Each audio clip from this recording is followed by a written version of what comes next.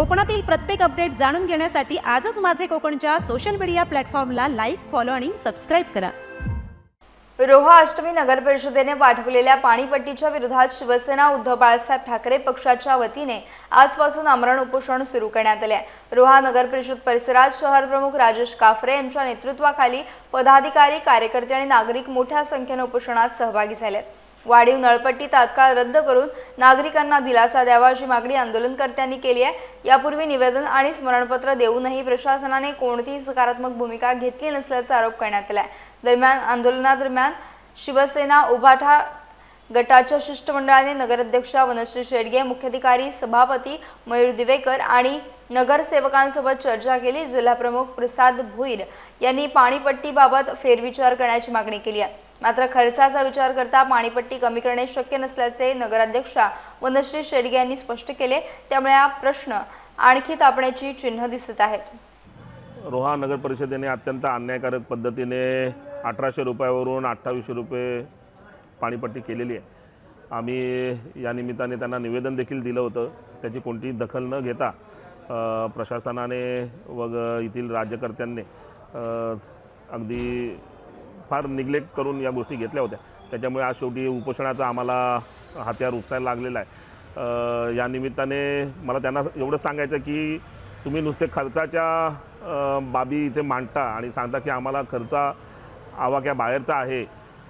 आमची नगरपालिका एवढी सक्षम नाही आहे की आम्ही तेवढा खर्च बेअर करू शकू।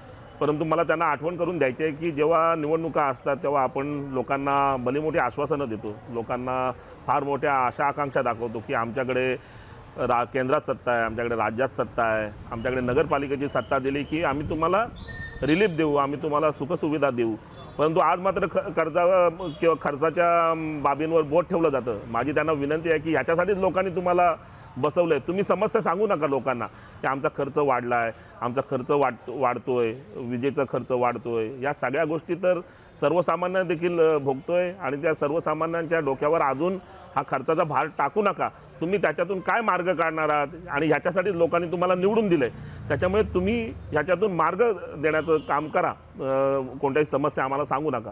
आणि अशाच प्रकारची आता जी काही चर्चा झाली, विशेषतः उपोषणाला बसलेल्या शिष्टमंडळासोबत या ठिकाणी प्रशासनाच्या सोबत आणि इथल्या सत्ताधाऱ्यांसोबत तिथे ज्या नगराध्यक्ष ताई देखील उपस्थित होत्या, त्यासोबत सभापती, त्यासोबत CEO हे देखील उपस्थित होते। त्यांच्यासोबत चर्चा होताना त्यांनी त्यांची बाजू मांडताना हे सांगितलं की पाणीपट्टी वाढवण्याचे कारण की या ठिकाणी पाणी पुरवठा करतानाचा खर्च अवाढव्य वाढलेला आहे आणि त्याच्यामुळे आम्हाला नाईलाजाने करावं लागतं आहे। त्याच्यामुळे आम्ही त्यांना ठणकावून सांगितलं की तुमचा नाईलाज असेल आम्ही समजू शकतो, परंतु एका वेळी एवढी भार करणं हा कुठल्याही नियमात बसत नाही। शेवटी काही तांत्रिक गोष्टी असतात की ज्याच्या माध्यमातून प्रत्येक वर्षी दरवाढ होणं अपेक्षितच असतं। परंतु आमची त्यांना हीच विनंती होती की बाबा तुम्ही ती दरवर्षी करा। एकदाच लोकांच्या माथ्यावर 1000 रुपयाची वाढ करण्यापेक्षा ती दरवर्षी करावी अशी आम्ही त्यांना या ठिकाणी विनंती केली आहे।